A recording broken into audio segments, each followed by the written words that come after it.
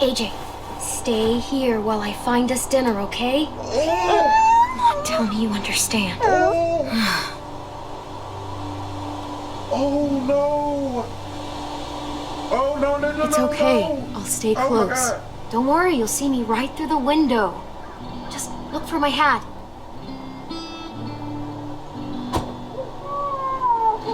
Oh no! Oh, they're not gonna do this to me.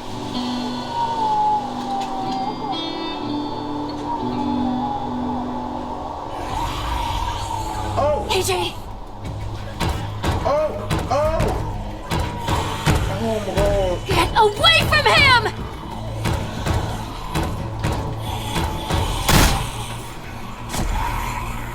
What's going on, guys? Thank you guys for tuning in to A-Connection TV. Subscribe, baby.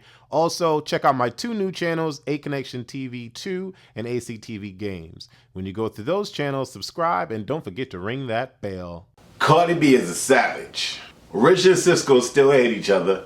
And Yandy's family or people that she know or cousins or friends or whatever jump Sam Wallace. Everybody knows that since Jocelyn Hernandez went off in that Atlanta reunion, there hasn't been another reunion that could top that or even mirror it at all. I mean, everybody loves the drama, everybody loves the ratchetness, everybody loves the hair pulling, the weave pulling, and throwing the red bottoms and all that crazy shit. But there hasn't been another reunion that could top it or come close. So, did Cardi B try to start it off tonight? Did Yandy try to start it off without hired help?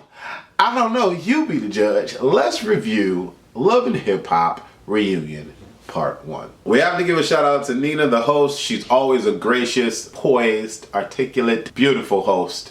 We love you. The first storyline is Cardi B, Hennessy, Swift, and Asia. Now, I don't know about y'all, but I love Asia. Asia is sexy. The accent is sexy. Like the song goes, we want that foreign, yes indeed. Cardi B is cool as shit, her ratchet ass. Hennessy, I hate her name. And Swift is sexy as all get out. You know what I'm saying? So this particular storyline is very interesting because one thing that I like about it is that Hennessy really, really respects Swift and loves Swift for Cardi B.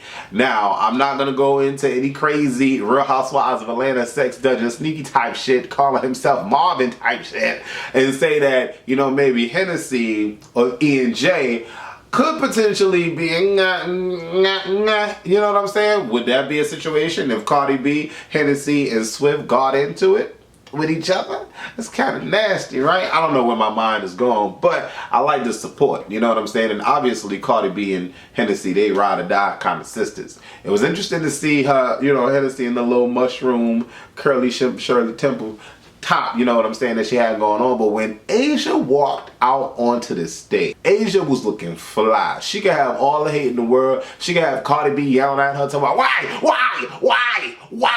you hating on me? So, you know, she could have all of that. But Asia was looking hot to death. And in putting them the two together, I can see Swift and Asia together. I can see it. It makes sense. But Cardi B, I guess her whole thing was, she did not know about this particular girl. She did not know that Swift had a girlfriend. When they kissed, she did not know that Swift had a girlfriend. So when she found out that Swift had a girlfriend, she was wondering why the girlfriend had Cardi B's name in her mouth. And it was interesting because on one side, she could say, okay, I see where things could have gone left, or whatever the case may be, if you think, you know, I'm creeping around on your man, but I didn't even know you existed. So then why was my name in your mouth? Why was my name in your mouth? Why was you dogging me out? And we all know that Cardi B used to be a stripper. We all know that Cardi B has no problems telling us about her past. And we all know that she doesn't like when we condemn her for her past because her past is her past. So she had it in her mind that Asia was going on the flip side about her and her past for being a stripper on that pole. And so Asia didn't want to admit it, and I don't even know if that's what she felt, but Cardi B had 9 deep security roll up on real quick. And I'm trying to figure out why Hennessy even got up. Okay, Hennessy gets up because Cardi B is her sister, but that's still kind of whack. Not even kinda, it is whack. There's nobody there repping for Asia, so why is Hennessy getting up to fight Cardi B's battle? That was my major question. That's my major problem. And at the end of the day, why isn't Swift doing anything to protect Asia? Because Swift is the one that fucked up. So Swift is the one that should be getting all the grunt, but he's not. He's sitting there laying back and these girls are fighting. You know what I'm saying? Not saying that Cardi B is fighting over Swift. Cardi B is fighting over her name being ripped in the mud, but at the end of the day, Hennessy should have had like 1,000 seats and shouldn't even got the fuck up. Even when the security guards came up and told them to sit down, Cardi B still antsy. She want to know why. She want to know why. She want to know why. She ends up throwing her shoe at the girl, and then Hennessy gets up and snuffs someone real quick. Stuffs someone. The fact that Asia could sit, well, Asia didn't have no choice because she knew she was gonna get jumped if she stood up and said anything anyway. But I felt kind of bad for her because it was like, damn, like, what we fighting over ain't really that big of a deal. Anyway, Cardi B, people are going to talk about you regardless. People are going to talk about you the way you put yourself out there, the way you say you suck dick on the gram, the way you say you do all this, the way you say you swallow, you take all that nut, the way you say all of that. People are going to talk about you regardless. So if she finds out that Cardi B is in association with her boo thing, her boyfriend, you damn right she gonna have everything negative to say about you based off of the gram. You know what I'm saying? Contrary to her, you know, saying that I followed her and was supporting her or whatever the case may be. I guess when you realize that, but then at the same time, here's another thing. If you realize that this person that you claim to support or whatever is going behind your back and sidejacking you for your mans, you're not going to have anything positive to say about her. And that's just that. What do y'all think? Cisco says he came up with the Creep Squad. I'm like, the way that I remember it, it was Rich and Peter. Like Rich leading into Peter. That's the way that I remember. I don't even remember Cisco being around when the Creep Squad was created. You know what I'm saying? I thought he came like after that season. I don't know. Maybe I could be wrong. I really don't remember Cisco like that. The only time I even think about Cisco is trying to mess up or trying to put Mariah Lynn against Rich or some stupid cornball shit. That's all I remember when I think of Cisco. But Cisco is still having issues with Rich. Rich don't like Cisco. Cisco don't like Rich. But what's very, very interesting is that Mariah Lynn is so gung-ho and hating on Rich and mad at Rich and disgusted with Rich.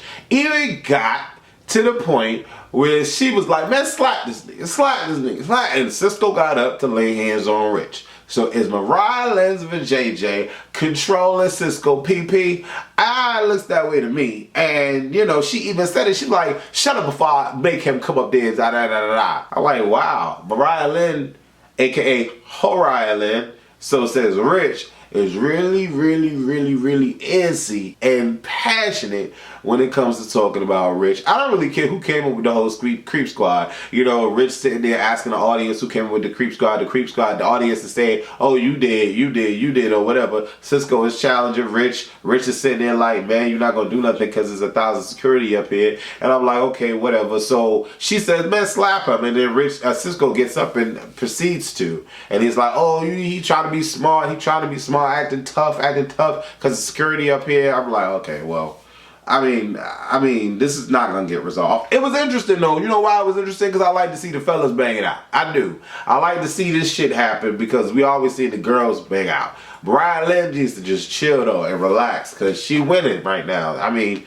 she on it. She popping. She winning. She just need to chill and relax. Don't let somebody like Rich Dollars drop you down a couple levels. Because I respect Mariah Lynn. I think Mariah Lynn is hot. You know what I'm saying? And I like her personality on the show. So she definitely needs to stick around. Snoop's story with Jay was totally off the anyways, I kind of like I zoned out. Like I didn't really care about this situation, but it was interesting to find out that Jay left the child with the father and the child is fine.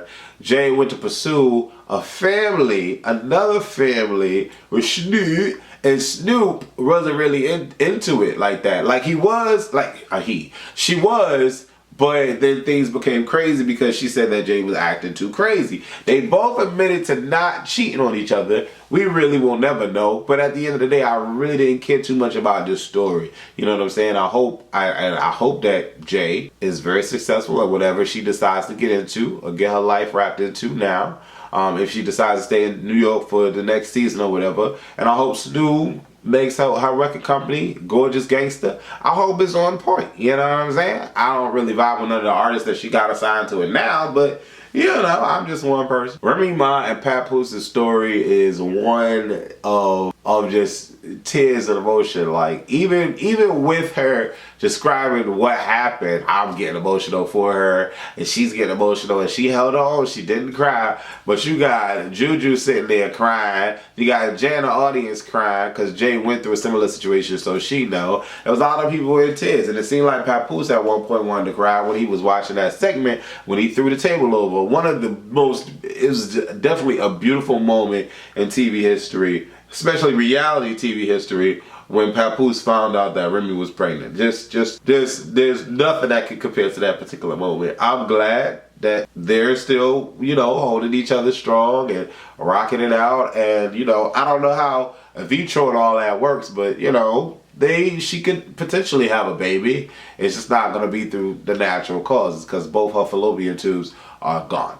So, hey, if they're working it out, I'm glad that they're working it out. And it seems like pure love, and that's amazing. I just hope, you know what, I don't want nothing to come out the closet about Papoose changing his name up to Marvin to sleep with somebody. Like, I don't want that to happen because I really love watching their love. Really. Mendeecees sets the record straight. He started dating Sam. He cheated on Sam with Erika. It was what it was. Then he left Sam. Was cool with Erika through the whole process of him leaving Sam. He ended up meeting somebody else. He was with somebody else for quite a few years up until 2010. Then they broke off that situation, and then he met Yandy. When he met Yandy, that's when, you know, they was doing a 1, 2, 3 thing or whatever. Apparently, Yandy went overseas for 3 or 4 months, and in that interim, he ended up dealing with, because I guess they broke up or whatever, she couldn't deal with it or whatever. She ended up going back to Erika. He ended up going back to Erika, and then Erika ended up getting pregnant because they had unprotected sex that one particular time, and that's when he got pregnant. Yandy comes back into the fold, and then they back together, and what, it's 2017 now, so 8 years later. You know what I'm saying? Now where he's in jail, and they still fighting over whose dick it was at what particular time and what's going on.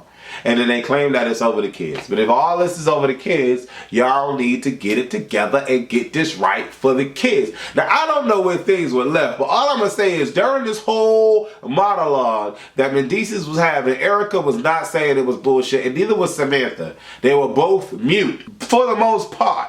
For the most part, Yandy was being real funny and, you know, impersonating the marriage and proposal and always interrupting them. They couldn't get one word in edgewise, like, you know what I'm saying? And, you know, Kim was getting upset, grabbing her crotch and all that. But Judy telling Kim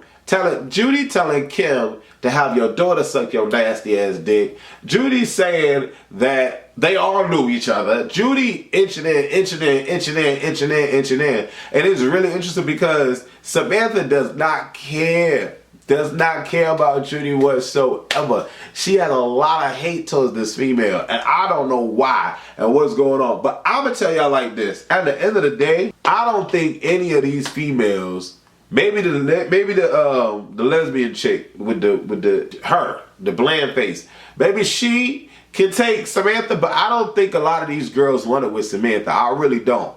And the fact that they had that higher help, Yandy or Mendeecees' sister, whoever, had the higher help, Cleo, come out of the audience to sneak Sam from behind was the wackest shit in reunion life history. Like, you know what I'm saying? And you know why I feel like Sam could take a lot of these broads?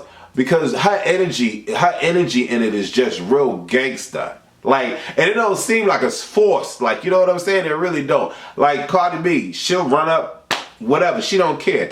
Like, she don't care. Like, she gangster. Remy Ma, gangster. She'll run it up. She don't care. You know what I'm saying? Sam, give me that. But she was all like, it's putting up her skirt. I was getting all of that gangster out of her, and I was like, oh snap, what's about to happen? But then all of a sudden, stuff gets blocked up, whatever. Kimbella gets in the mix. And this is why I hate editing, because I know Kimbella just out of nowhere didn't say, well, bitch, you talking shit, da-da-da, this and that and third. Something had to have sparked off. Somebody said something that made Kimbella launch out or whatever, because Erika and Kimbella start going at it. They get up. Kimbella is, because you know, we all know the social media be crazy. Because Kimbella leaving, she pushes security, trying to get to Erika, talking all this yin yang, going back and forth. Then Yandy get up, or whatever, Sam get up, you know, Judy get up, everybody getting up. Then Yandy go grab hands or whatever. Then Samantha like, nah, what's going on? And then I don't like a bat out of hell. This Debo looking chick, Cleo looking chick comes and snatches Sam from behind, and then somebody else comes and like jumps and Batman kicks somebody in the fucking face. And I'm just like, what the hell is this shit going on? Like, did y'all need to put up a guardrail to the audience. That's exactly what y'all need to do. Put up a motherfucking guardrail. Y'all got all these security people around. First of all, clear signs of people wanting to get into a fight. When you see bitches jumping up and doing all of this shit here, you know what I'm saying? You know something's about to pop off. Y'all really didn't look into the audience. None of these people in the audience are actors, and if they are actors, then come on now. If you gonna allow people to have their family and shit come on stage, knowing exactly what's going on, come on, bro, Scott Young. That shit was that was the wackest part, or the wackest shit I've seen in reunion history, period. That broad grabbing Sam from behind. That shit was whack as shit. Oh my God, it was so terrible. And then everything went crazy after that. And you know, now we go into part two, where we got more fights gonna happen in part two. This reunion was juicy in and in itself, because it revealed a lot of shit. Nina is good with her questions as well. She really, really is. She's really good with her questions. She's a great host. Nina needs to be the type of chick to do. I think Nina needs to do Bad Girls Club. Nina needs to do all of the hosting, because Nina is the best host. Are either one the best host? Real World After Show the best host. Real Housewives of LA. I like Andy. Andy and Nina are the best reality show hosts. Period. They ask the best fucking questions. The best questions. Here's my 3 questions for y'all, goddammit. Who do y'all think is the best host of all reality TV reunion shows? Male or female, who's the best? Number 2, do you think that it was cool that Yandy had her side help? Not saying that she hired them, but they was there on Yandy's side because they snuffed Samantha from the back. That shit was whack. Number 3, do you think that Mendeecees has cheated on Yandy during their long relationship? Leave your answers below this video. Definitely click that like button. Stop on that like button. Let's get 200 likes up on here. Subscribe to A-Connection TV and check out my other channels, ACTV Games and A-Connection TV 2. Deuces.